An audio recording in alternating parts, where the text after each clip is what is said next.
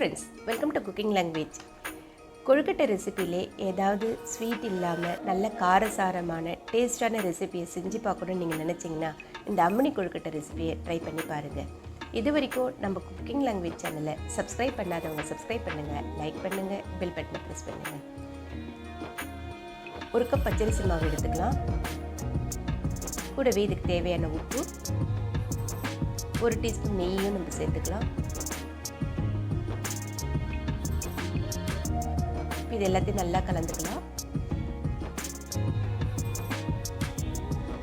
நல்ல சுடு தண்ணீரை இதில் கொஞ்சம் கொஞ்சமாக சேர்த்து சப்பாத்தி மாவு பதத்துக்கு நம்ம பிசைஞ்சு எடுத்துக்கலாம்.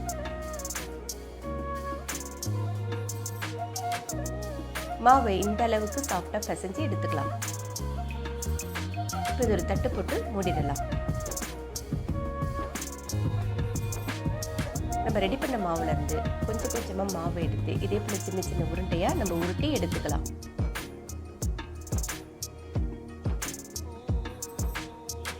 இதே போல் எல்லா மாவையும் உருட்டி எடுத்தாச்சு. இப்போ ஒரு ஸ்டீமர்லேயோ இல்லை ஒரு இட்லி தட்டிலையோ நல்லா நெய்யை தடவிட்டு இதை நம்ம வேக வச்சு எடுத்துக்கலாம். இது ஒரு 10 நிமிஷம் நல்லா வேக வச்சு எடுத்துக்கலாம். ஒரு மிக்ஸி ஜாரில் ஒரு கப் தேங்காய் எடுத்தாச்சு. கூடவே கொஞ்சமாக கறிவேப்பிலை, காரத்துக்கு ஏற்றப்பில் பச்சை மிளகாய் சேர்த்துங்க. இங்கே நான் 3 பச்சை மிளகாவை இதே போல் கிள்ளி சேர்த்துக்கிறேன்.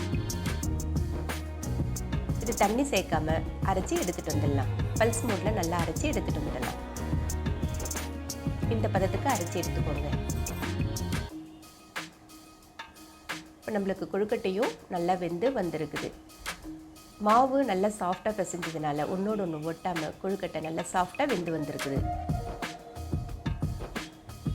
ஒரு அகலமான பாத்திரத்தில் 1 டேபிள் ஸ்பூன் எண்ணெய் சேர்த்துக்கலாம்.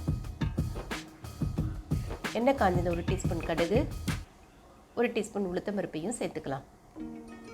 கடுகும் உளுந்து நல்லா பொரிஞ்சு வரணும். ஒரு வரமிளகாவை இதே போல் கிள்ளி சேர்த்துக்கோங்க. இப்போ நம்ம அரைச்சி எடுத்து வச்சுருக்கோம்ல தேங்காய், பச்சை மிளகாய், கறிவேப்பிலை, அதை இதில் சேர்த்துக்கலாம். பச்சை மிளகாயினுடைய பச்சை வாசனை போகிற வரைக்கும் இதை நம்ம நல்லா வதக்கி விட்டுக்கலாம்.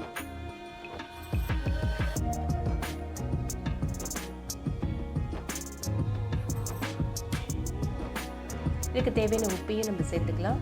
இது எல்லாத்தையும் நல்லா கலந்துடலாம்.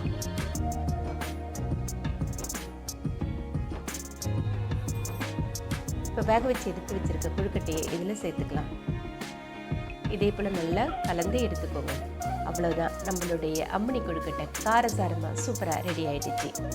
எப்போவுமே ஸ்வீட்டான கொழுக்கட்டையை நம்ம சாப்பிட்றவங்களுக்கு இது போல் காரசாரமான கொழுக்கட்டையை ஒரு வாட்டி நீங்களும் ட்ரை பண்ணி பாருங்கள். இப்போ மேலே கொத்தமல்லியை கொஞ்சமாக நம்ம தூவிக்கலாம். இந்த ரெசிபியை ட்ரை பண்ணி பார்த்துட்டு உங்களுடைய கமெண்ட் செக்ஷனில் சொல்லுங்கள். இது வரைக்கும் நம்ம குக்கிங் லாங்குவேஜ் சேனலை சப்ஸ்கிரைப் பண்ணாதவங்க சப்ஸ்கிரைப் பண்ணுங்கள், லைக் பண்ணுங்கள், உங்களுடைய ஃப்ரெண்ட்ஸ்களுக்கும் இதை ஷேர் பண்ணுங்கள்.